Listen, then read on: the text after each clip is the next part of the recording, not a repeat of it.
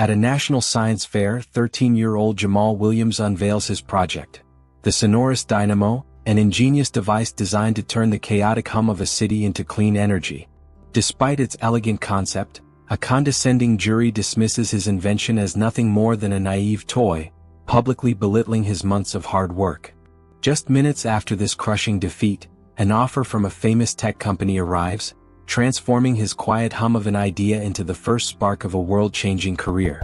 If you liked the video and have subscribed to my channel, let's move on to our story. Enjoy watching. The air in the cavernous exhibition hall was a thick soup of excitement, anticipation, and the faint, acrid smell of ozone and hot glue. Hundreds of projects, each a testament to a young mind's curiosity, were meticulously arranged on fold-out tables. There were miniature robots with blinking eyes, glowing petri dishes of engineered fungi, and a towering, slightly wobbly Rube Goldberg machine. 13-year-old Jamal Williams stood proudly behind his creation, an unassuming contraption of wires, repurposed speakers, and a small, spinning turbine. He called it the Sonorous Dynamo. Jamal wasn't interested in the flash and spectacle that many of his peers had built their projects on. He had spent the last 9 months of his life consumed by a singular idea: harnessing the wasted energy all around us. Not solar, not wind, but the chaotic, low-frequency hum of urban life. The constant drone of traffic, the chatter of 1,000 conversations, the distant wail of a siren, it was all energy, and to Jamal, it was a resource waiting to be tapped. His project's core was a custom-built transducer, a device he had painstakingly engineered to convert the slightest sound vibrations into electrical current. He had meticulously calculated the frequencies, experimented with different diaphragm materials, and even built a small soundproof box to test its efficiency in a controlled environment. The final device was simple to look at, almost plain, but beneath its unassuming exterior lay a complex and elegant solution. His parents, Elaine and Marcus, stood a few feet away, their faces a mixture of nerves and pride. His father, a mechanic with calloused hands and a deep appreciation for the way things worked, had helped him build the frame and source the parts from junkyards and online marketplaces. His mother, a librarian who fostered Jamal's love of books and research, had stayed up late with him, sifting through scientific papers and helping him refine his presentation script. They knew how much this meant to him. The National Science Fair wasn't just a school event, it was the culmination of endless hours of work, skipped baseball games, and a single-minded dedication that had astonished even them. "You ready, son?" Marcus asked, his voice a low rumble. Jamal adjusted his glasses, a nervous habit he couldn't shake. "Yeah, Dad. Just hoping they get it." He gestured to the surrounding booths, filled with projects that were visually far more impressive. A girl a few tables down had built a holographic projection of the human heart, its shimmering ventricles a kaleidoscope of light. It was stunning, but Jamal believed his project had substance. He believed it could change things. "They will," Elaine said, stepping forward to straighten the collar of his polo shirt. "You explain it clearly just like you showed us. Don't let their fancy setups distract you. Your work speaks for itself." The buzz in the hall shifted as the judging panel began its rounds. 3 figures in crisp business attire moved from booth to booth, clipboards in hand. The lead judge, a man with a stern face and thin silver hair named Mr. Harrison, was known for his sharp questions and uncompromising standards. He was a veteran of these fairs, a consultant for a major energy corporation, and his presence alone was enough to make Jamal's heart pound against his ribs. The other 2 judges, a young woman with a kind smile and a thoughtful-looking man with a neatly trimmed beard, seemed more approachable, but they shadowed Harrison, their expressions deferential. As they moved down the aisle, Jamal watched their interactions. Mr. Harrison would nod curtly at some students, scribble a note and move on. He would barely give a glance at others. At the holographic heart display, he spent a full 5 minutes, asking detailed questions about the projection technology, and praised the student on their technical execution. Jamal knew his project lacked that kind of visual pop. He hadn't had the budget or the resources for anything so elaborate. His entire presentation hinged on the elegance of his concept and the data he had meticulously collected. He ran through his script in his head one more time. Introduction. The problem. My solution. The data. The application. His hands felt cold, but his mind was sharp. He had all the answers. He just needed them to listen. He had run the Sonorous Dynamo for 24 hours straight in a testing chamber he'd built in the garage, measuring the voltage output in millivolts and microamps. He had graphs and charts, all printed on standard printer paper and neatly pinned to his trifold board.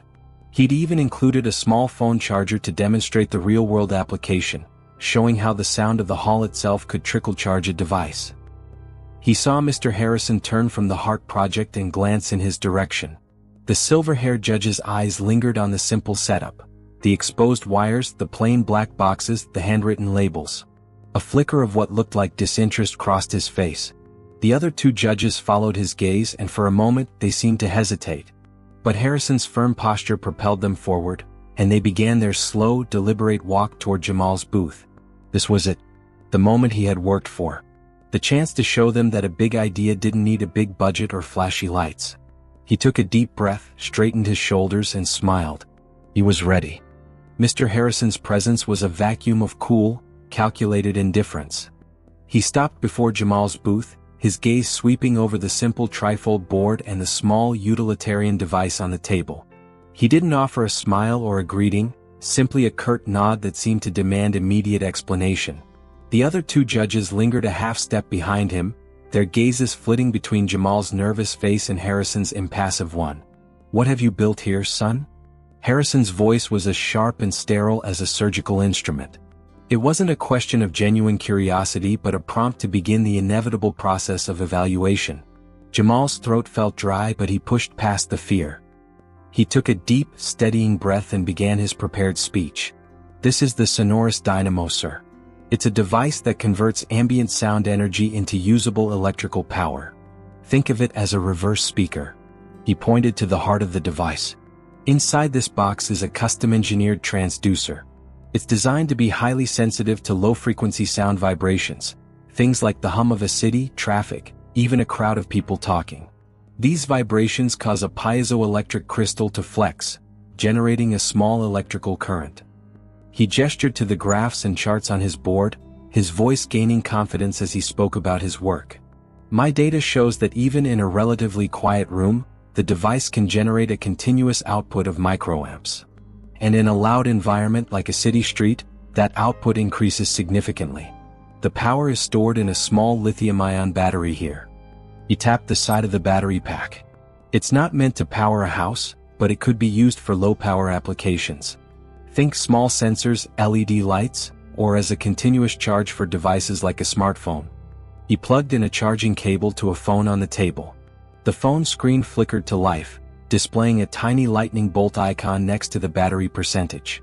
It was a tangible, undeniable demonstration of his concept. Mr. Harrison's thin lips pursed. He didn't even look at the phone. He leaned in closer to the dynamo, not to examine the craftsmanship, but to scrutinize the raw materials. He tapped the cardboard frame of the device with a perfectly manicured finger. "A cardboard housing? Repurposed speakers from a radio?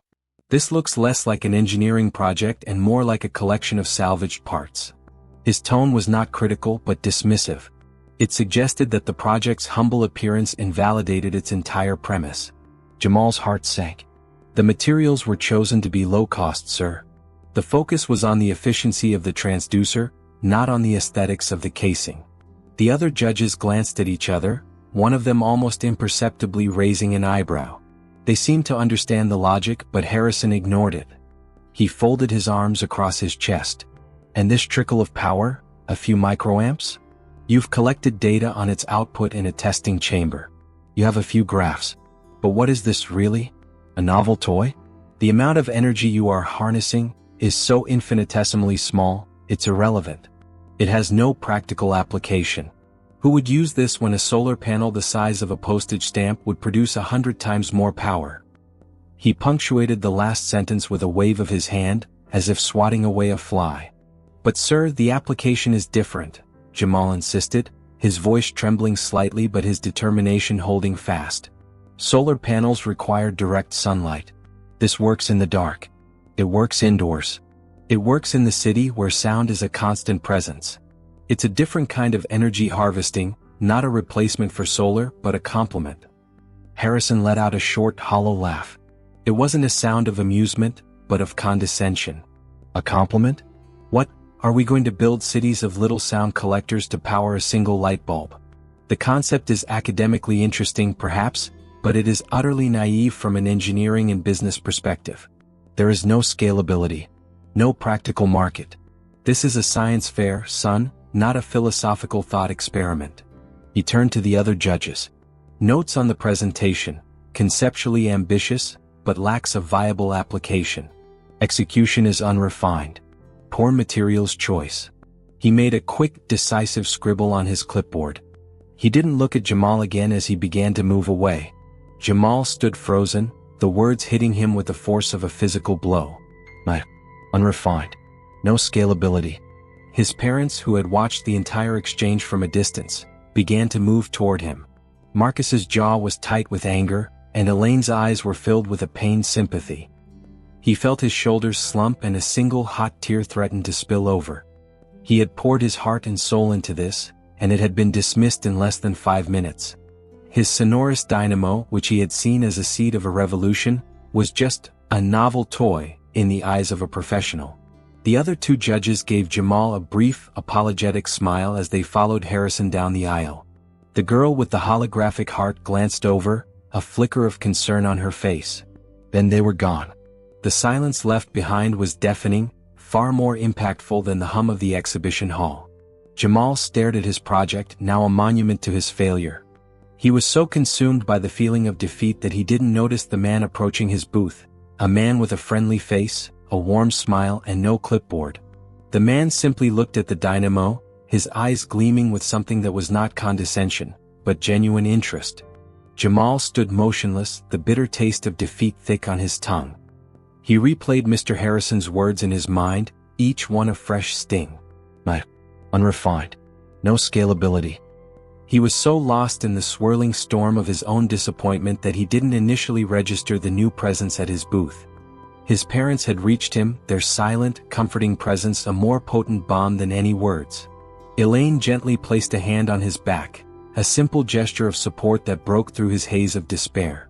"Excuse me," a voice said, soft and clear, without the demanding edge of the previous judge. Jamal slowly turned. A man in a simple charcoal suit stood there, his hands in his pockets, a genuine warm smile on his face. He looked different from the official judges. There was no clipboard, no air of authority, just a quiet, approachable curiosity. He was a tall man, with kind eyes and a few laugh lines etched around them. He wasn't looking at Jamal's face but was instead completely focused on the Sonorous Dynamo, his head cocked to the side as if listening to its silent hum. "I saw Mr. Harrison come by," the man said, his voice easy and conversational. "And I think he missed the point entirely." The words were a jolt of electricity. Jamal's head snapped up. His father, Marcus, stepped forward, his protective instincts on full alert. "Who are you?" he asked, his voice low. The man smiled, reaching into his pocket to pull out a small, unassuming business card. "My name is Julian Hayes. I'm a lead engineer at Viridian Dynamics. We specialize in materials science and sustainable energy solutions." He handed the card to Marcus, who glanced at it, then passed it to Elaine. Her eyes widened almost imperceptibly as she read the name of the company. Viridian Dynamics was a household name, a global giant known for its groundbreaking work in green technology. Julian turned his attention back to Jamal, his expression still one of pure, unadulterated interest. "Tell me about it," he said, gesturing to the dynamo. "Don't give me the presentation. Just tell me what you were thinking. Walk me through the idea." This was a different kind of challenge. Jamal didn't have to perform. He just had to speak his mind. The tension in his shoulders began to ease. He gestured to the device. "I was thinking about all the wasted energy. My parents live on a busy street. There's always noise. Trucks, cars, people talking. It's just chaos. But I thought, what if that chaos wasn't chaos? What if it was a resource? Like a river that you're not using to turn a turbine?" Julian nodded slowly, encouragingly. "So you're saying a low-frequency ambient energy capture system. It's not about the individual sound event, like a loud bang, but the constant, pervasive presence of sound." Jamal's eyes lit up. He finally felt understood. "Exactly. The transducer I built is tuned to a very specific, narrow band of low-frequency vibrations. It's not trying to convert every sound. It's focused on the subtle, constant hum of the environment. That's why the output is small, but it's continuous. It never stops working as long as there's a sound environment. A solar panel works great on a sunny day, but not in a cave, not at night, not in a city with no sun. My device is the inverse.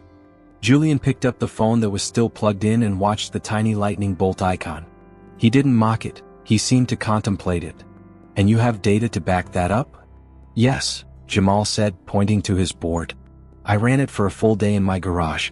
I used an oscilloscope to measure the output in real time and mapped it against the sound levels in the room.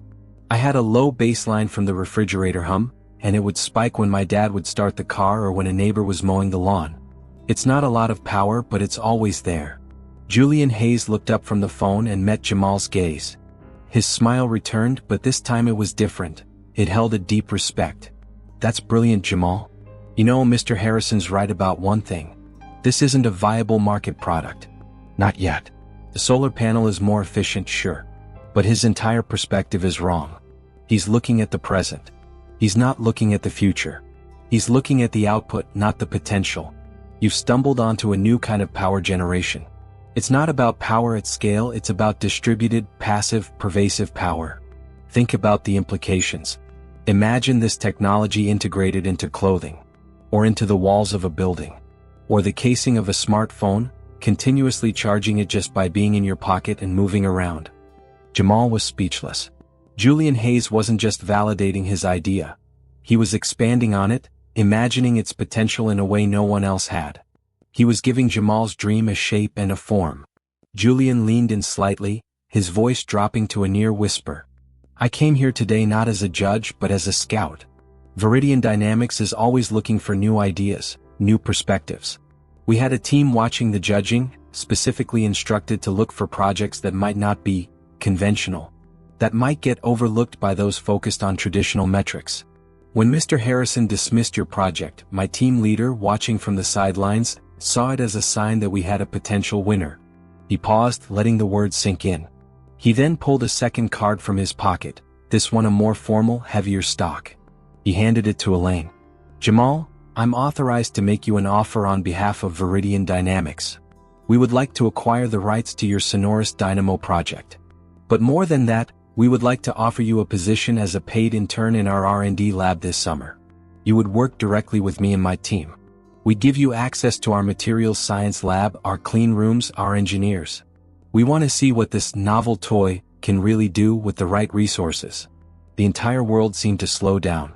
The loud, buzzing hall faded into a distant white noise. Jamal, his parents, and Julian Hayes were in a small bubble of stunning silence. Jamal looked at his mother, then at his father. Their faces were a mask of shocked disbelief, then utter joy. The Sonorous Dynamo, the project that had been so cruelly dismissed just moments ago, was no longer just a project. It was a career. It was a chance. It was a future. The days following the science fair were a blur of bewildered celebration and official paperwork. Julian Hayes moved with the quiet efficiency of a man who knew what he wanted. His parents, still in a state of joyous shock, had hired a lawyer recommended by a family friend to review the contracts. The documents were thick and full of legalese, but at their heart, they were astonishingly simple. Viridian Dynamics was acquiring the rights to the Sonorous Dynamo concept for a sum that would pay for Jamal's college and then some, and in return he would be a paid summer intern working with their lead R&D team. The contract was signed with the nervous pride of his parents and the steady hand of Jamal himself, his future suddenly, impossibly, set in motion.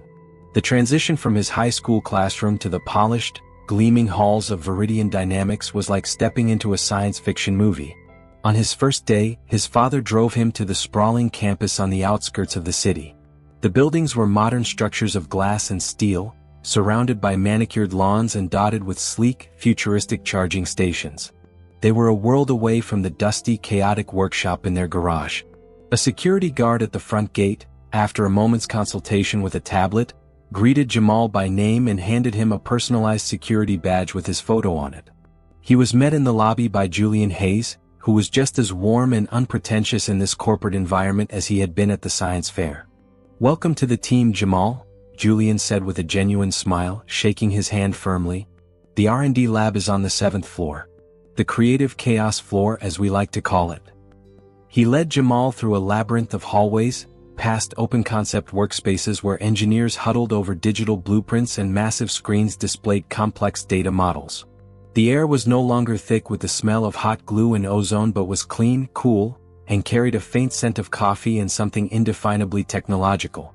Julian led him to a large, open lab space, a room filled with polished steel benches, humming machinery, and shelves overflowing with exotic materials and high-tech tools. Several people were already at work, their focus so intense they barely looked up as they entered. Julian introduced him to the team, a brilliant but quiet materials scientist named Dr. Anya Sharma, a cheerful and talkative mechanical engineer named Ben Carter, and a young, fast-talking software engineer named Lily Chin, who looked barely older than Jamal himself. They all greeted him with genuine curiosity and respect, not with the condescending pity he had received at the fair. They had all seen the video of Mr. Harrison's dismissal and Julian's offer, and they saw Jamal not as a kid with a toy, but as a young genius with a revolutionary idea. Lily here has already mocked up a few new potential transducer designs in our software, Julian explained, gesturing to a screen where intricate 3D models of thin honeycomb-like structures were rotating. And Ben is already thinking about the best ways to scale up the housing and integrate it into a real-world product. But we all agreed before we move forward, we need to go back to the source. He led Jamal to an empty workbench that had his name on a small plaque. On it sat a brand-new, polished aluminum version of his Sonorous Dynamo, a sleek, professional rendition built with 3D printers and high-grade materials. The old, cardboard and hot glue original was carefully placed next to it, a stark visual comparison. We need you to give the official Viridian Dynamics R&D presentation of your project, Julian said, his eyes twinkling. We're all ears. No condescending remarks, no snide asides. Just pure, unadulterated curiosity. Walk us through it. The way you showed us at the fair but with a new audience. Take your time, explain every detail. Jamal felt a lump form in his throat. This wasn't a test. It was an honor. He took a deep breath, just as he had at the fair, and began to speak. He didn't use his memorized lines. This time he spoke from the heart, explaining not just the how but the why. He talked about the wasted energy, the elegance of the concept, the meticulous testing he did in his garage. He explained the precise tuning of the transducer and the careful calculations. The team listened, some of them taking notes, others nodding along. This was validation not just of his idea but of his work. When he finished, Dr. Sharma approached his workbench. The piezoelectric crystal you chose, she said, her voice soft but filled with intellectual rigor. You said you selected it for its low cost. We have access to new, composite piezoelectric materials that can generate a current with a fractional amount of pressure. And we can fabricate them at a micro level. We're talking about 100 times more output from the same amount of vibration. That's your first task. We want you to work with Anya to design a new transducer using our materials. Take what you've built, refine it, and then show us what it can really do. Jamal felt his entire body tingle with excitement. The condescension and belittlement he had faced just a few days ago seemed like a distant dream. Here, his idea was not only being accepted but was being propelled forward with resources he could only have dreamed of. He looked at the gleaming Sonorous Dynamo and then at the unassuming cardboard box beside it. He had taken the first step. Now, with a team of brilliant minds and a world-class lab at his disposal, he was ready to take the next, and this time he was not alone. The pristine, sterile environment of the materials science lab was a stark contrast to the dust and grime of Jamal's garage. He and Dr. Anya Sharma worked within a glass-walled clean room, their movements methodical inside the required white jumpsuits and hairnets. The air was filtered, the surfaces were spotless, and the tools were calibrated to a degree of precision Jamal had only ever seen in textbooks. Dr. Sharma, with her focused intensity and quiet efficiency, was the perfect partner for this new phase of his project. The key is in the crystalline structure, Anya explained, her voice muffled slightly by her mask as she pointed to a high-resolution microscopic image on a screen. The image showed a lattice of molecules arranged with geometric perfection. Your original piezoelectric crystal was effective, but bulky and inefficient. It had a random, almost chaotic molecular arrangement. We're working with a new composite material, a ceramic matrix with integrated lead zirconate titanate nanostructures. The goal is to orient these structures in a precise pattern to maximize the conversion efficiency. Jamal peered at the image, a sense of awe washing over him. The world he had envisioned was now being built on a scale he couldn't have imagined. His humble cardboard and hot glue were now being replaced by meticulously fabricated materials and molecular-level engineering. The challenge was immense. He was no longer just building, he was designing on a microscopic level. The theoretical output was massive, but the practical application was fraught with obstacles. The more they magnified the power, the more sensitive the device became. It would hum, crackle, and spike with random, unwanted frequencies, making the output unstable and unpredictable. 4 days they tinkered, their conversations a rapid-fire exchange of technical terms and hypotheses. They discussed different lattice arrangements, explored various doping agents to stabilize the material, and tested countless prototypes. Jamal, however, often found his mind drifting back to his original work. He remembered the simple elegance of his initial design, the way the cheap transducer had just worked in a messy, unpredictable world. The lab's sterile precision was a double-edged sword. It allowed for incredible control, but it isolated the device from the very real-world chaos it was meant to harness. One afternoon, frustrated by another failed test run that produced a chaotic energy spike, Jamal took off his gloves. "We're making it too perfect," he said, surprising himself. Anya turned from the holographic schematic she was manipulating, her eyebrows raised in question. "Too perfect?" "Yes." The original transducer didn't have a perfectly uniform response. It had a kind of harmonic imperfection. I think that's why it worked. It wasn't trying to capture every sound. It was listening for the steady hum, and the imperfection helped filter out the rest of the noise. The clean room helps us create a perfect structure, but the real world isn't perfect. He pulled out his old notebook, the one filled with handwritten notes and crude diagrams from his garage. He showed her a rough sketch of his original transducer's diaphragm, a simple disc with a slightly off-center weight he had added to enhance its responsiveness to a specific frequency. It was a crude, almost unscientific modification he had discovered through trial and error. Anya studied the sketch for a long moment, a slow, thoughtful smile spreading across her face. "A harmonic imperfection," she murmured to herself. "That's not a term you'll find in any engineering textbook, but I think I understand what you mean.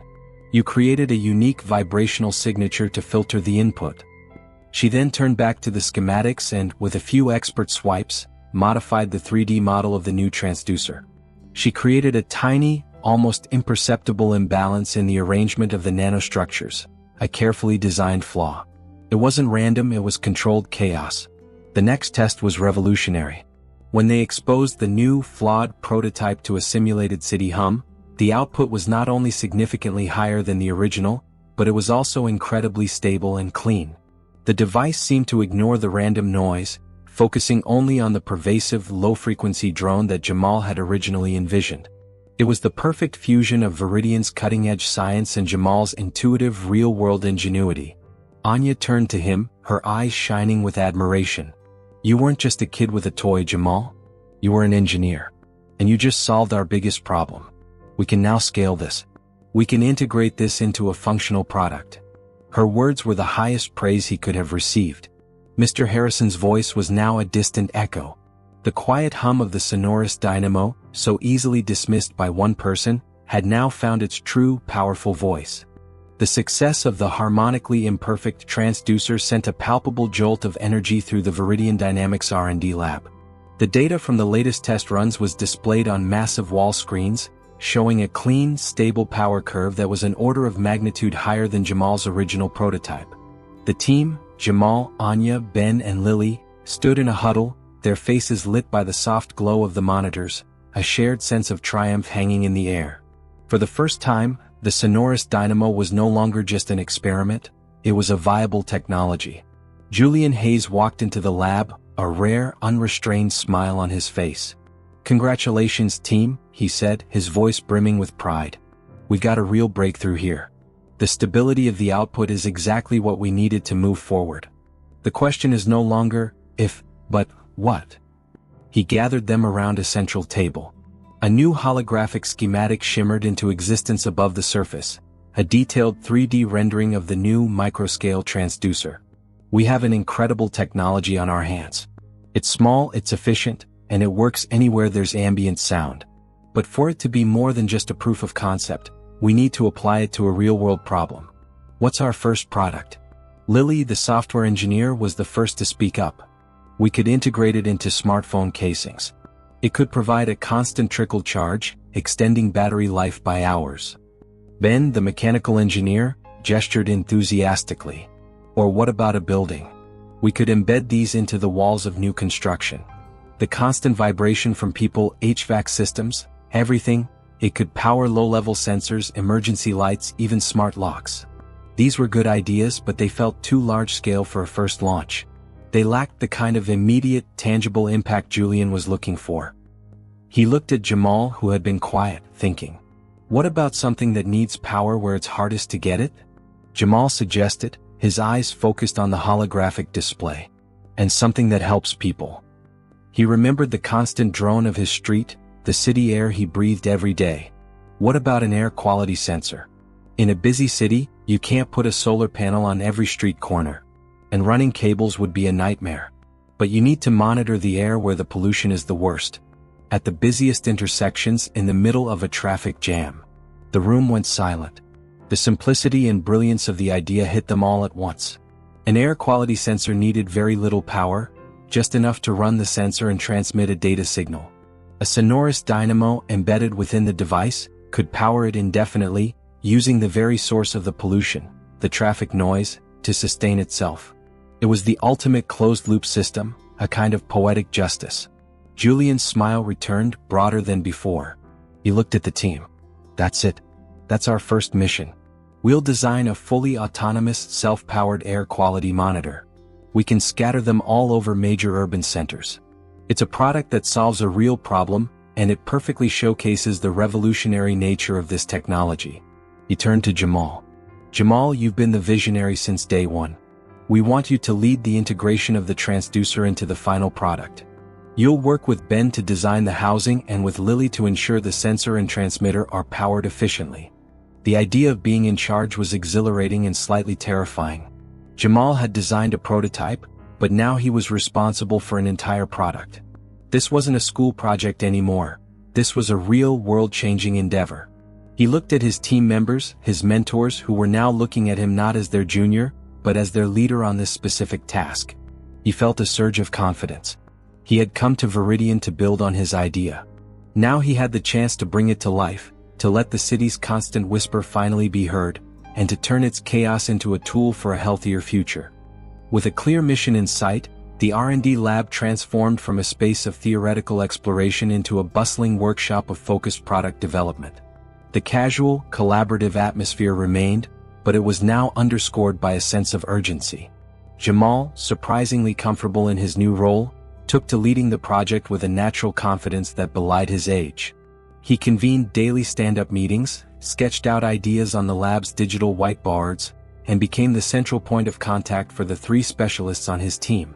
Dr. Anya Sharma was a fount of knowledge on materials, Ben Carter, the mechanical engineer, was a wizard with CAD software, and Lily Chen, the software engineer, could turn a vague concept into a flawless line of code with breathtaking speed. They were no longer just colleagues. They were a unit, a team built around Jamal's core idea. The first major challenge was the physical form of the device. It couldn't be a simple box.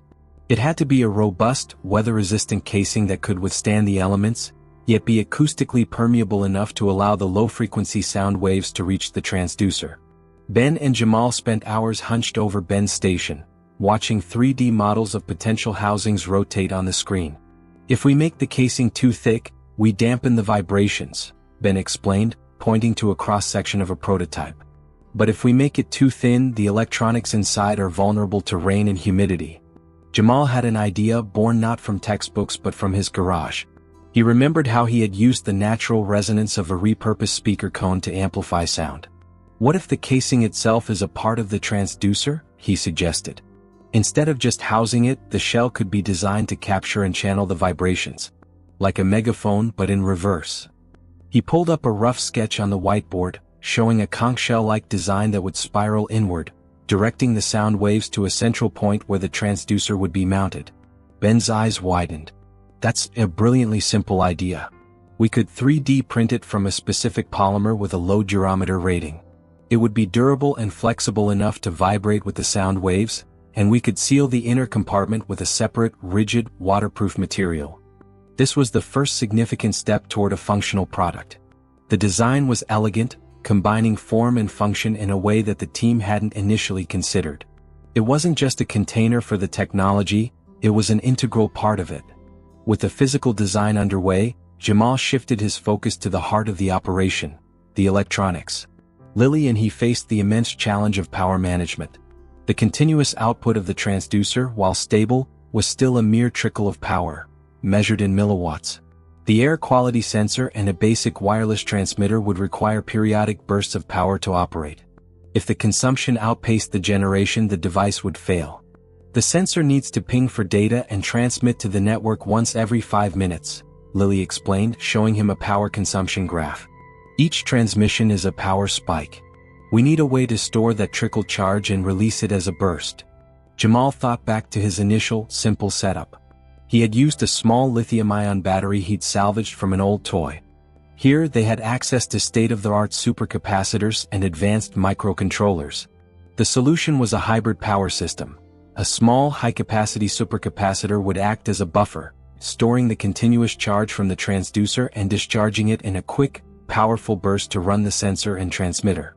A microcontroller, programmed by Lily, would monitor the supercapacitor's charge and trigger the transmission only when the charge was at a safe level, ensuring the device never ran out of juice.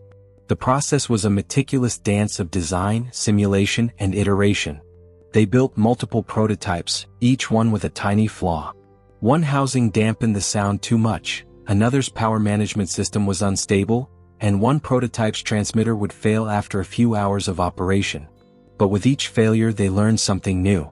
Jamal's real-world instincts, born of his garage tinkerings, were a perfect match for the team's scientific precision. He would suggest a simple solution, Lily would code a quick fix, and Ben and Anya would refine the physical components. Finally, after weeks of relentless work, they had a working prototype. It was a sleek, palm-sized, conch-shaped device made of a matte black polymer. On the outside it was unassuming, but inside it was a marvel of microengineering. They decided to test it where it would face the ultimate test, a bustling intersection during rush hour. Julian, Ben, Lily, and Anya stood with Jamal on a quiet rooftop overlooking a major city artery. Below them, a river of cars flowed, their engines a constant, low-frequency roar. The team had mounted their prototype on a lamppost. On a tablet, Lily pulled up a live data feed from the device. A small green dot appeared on a digital map, and a steady stream of data began to flow in, real-time air quality readings, temperature, humidity, and battery status.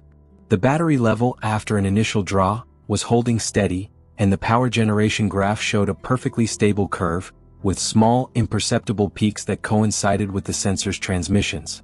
It was working. The constant hum of the city, once a source of pollution and noise, was now powering a device that was making the air cleaner. Mr. Harrison's words, "a novel toy," seemed utterly ridiculous now. The device was a silent guardian, a technological sentry powered by the very chaos it was designed to monitor. Jamal stood on the rooftop, the wind rustling through his hair, watching the traffic below. He felt a profound sense of accomplishment. It wasn't just his project anymore, it was their product. It was a promise to the world. He had started with an idea, faced doubt and ridicule, but had held fast to his belief. Now, his quiet hum was a whisper to the city, and the city was listening. The corporate boardroom was a world away from the echoing industrial clamor of the science fair hall. Instead of fold-out tables, there was a vast, polished mahogany conference table. The air, instead of smelling of ozone and fried circuits, was cool and still, carrying a faint scent of lemon polish and success. A dozen of Viridian Dynamics' top executives, venture capitalists, and board members were seated around the table. Their expressions were not of detached curiosity, but of keen, analytical interest. At the front of the room stood a single podium, and a massive screen awaited its presentation. On a side table, sleek and professional, sat the culmination of a summer's worth of work, the prototype of the self-powered air quality sensor. Jamal, standing beside the podium, felt a quiet confidence replace the crushing anxiety he had felt months ago. He wasn't in his polo shirt and jeans but in a crisp button-down shirt and slacks, a new uniform that felt both earned and unfamiliar. His parents, along with Julian Hayes, watched from the back of the room, their faces radiating a silent, shared pride. Jamal's journey had been their journey, his struggles and triumphs a part of their own lives. He noticed, just as the last board member took their seat, a familiar face in the crowd. Mr. Harrison. He was here as a consultant and advisor, his thin lips now set in an expression of grudging curiosity. He looked at Jamal, then at the sleek prototype on the table, a flicker of something unreadable, perhaps doubt, perhaps dawning realization, in his eyes. Julian stepped forward, not to present, but to introduce. "Ladies and gentlemen," he began, his voice clear and resonant, 2 months ago, our team was tasked with finding a next-generation solution for urban air quality monitoring. Our solution came not from an internal think tank but from a science fair, and from a 13-year-old boy with a brilliant idea. A young man who was dismissed by a jury that failed to see the forest for the trees. Today that boy, Jamal Williams, will show you not just an idea, but a functioning product that has the potential to redefine how we interact with our environment. Jamal, the stage is yours. Jamal walked to the podium, his posture straight, his head held high. He didn't need to consult his notes. The words flowed from him as easily as breathing. He began not with the technical specifications but with the story. He spoke of the hum of his street, of the constant, chaotic energy that he had seen not as a problem but as a resource. He talked about the elegance of a solution that uses the very source of pollution to power the tool that monitors it. He spoke with the passion of a true inventor. Then he moved to the science. He used a series of powerful, well-designed slides to explain the core technology, the harmonic imperfection, the nanoscale transducer, the hybrid supercapacitor power system. Lily's code displayed on the screen, a clean, elegant cascade of commands that managed the power flow. Ben's 3D rendering showed the robust, weather-resistant, conch-shaped casing. Jamal explained how it all worked together in a symbiotic harmony. He wasn't just talking about a device, he was explaining a revolution in passive energy. Finally, for the live demonstration, he had a pre-recorded feed from the prototype they had placed on the lamppost. On the screen, a live, real-time map of the busy intersection appeared. A small dot blinked green, and next to it, a data dashboard showed a constant, steady influx of information. PM 2.5 levels, carbon monoxide, sulfur dioxide. A separate graph showed the power generation, a stable, continuous line with a small, almost invisible curve every 5 minutes as the supercapacitor discharged for a transmission. The data was irrefutable. The device was a success. When he finished, a profound silence fell over the room. It wasn't the silence of confusion or disapproval, but of stunned respect. The executives looked at each other, their faces filled with a shared, quiet awe. Julian gestured for Jamal to open the floor for questions. The first question came from the CEO, a woman with piercing eyes and a no-nonsense demeanor. "Jamal," she said, her voice sharp but not unkind. "Tell me about the scalability. What would it take to produce these at a mass scale? What's the cost per unit?" Jamal answered without hesitation, drawing on the weeks of discussions he'd had with Ben and Anya. "The materials are inexpensive. We've designed the transducer to be 3D printable, which drastically cuts production time. The most significant cost is the supercapacitor and the sensor itself, but we've already secured a vendor. We estimate we could produce them for less than $50 a unit, and they're designed for a lifespan of over 10 years with minimal maintenance." The CEO smiled, a broad, genuine smile that transformed her face. $50 a unit. "Mr. Harrison, did your company find a better solution in your research?" she asked, turning to the corner of the room. Mr. Harrison, his face a mask of discomfort, could only shake his head. He had nothing. His company had not found a solution. His unrefined toy was now an astonishingly effective, cost-efficient, and scalable product. The meeting ended not with a handshake, but with a standing ovation from every person in the room. Julian clapped Jamal on the shoulder, a proud and triumphant look in his eyes. He had known from the very beginning that a kid with a cardboard box and a big idea was worth more than 1,000 spreadsheets. As the board members filed out, a few came up to Jamal, shaking his hand, offering him words of praise. It was a complete and utter reversal of the day he had faced Mr. Harrison at the science fair. There was no condescension now, only respect. Jamal's eyes found Mr. Harrison's in the crowd. The silver-haired judge walked over to him, his posture still rigid, but the cold indifference was gone. In its place was an almost painful humility. "I was wrong," Mr. Harrison said, his voice barely a whisper. "I didn't see the vision. I judged your work by its appearance, not by its potential. You are a truly remarkable young man." He offered his hand. Jamal, with a quiet dignity, shook it. The victory wasn't in rubbing it in, it was in the simple fact that he had been proven right. He looked back at his parents, who were now standing with Julian, their faces alight with joy. He hadn't just won the science fair. He had bypassed it entirely. His journey was a testament to the fact that true innovation doesn't always reside in polished presentations or expensive materials, but in the heart of a curious mind that sees an echo of a solution in the world's quietest hum. He had turned chaos into a catalyst for change, and in doing so he had changed his own life forever. The next hum he heard, he knew, wouldn't just be noise. It would be the sound of his future. Thank you for listening. Don't forget to subscribe to the channel and like the video.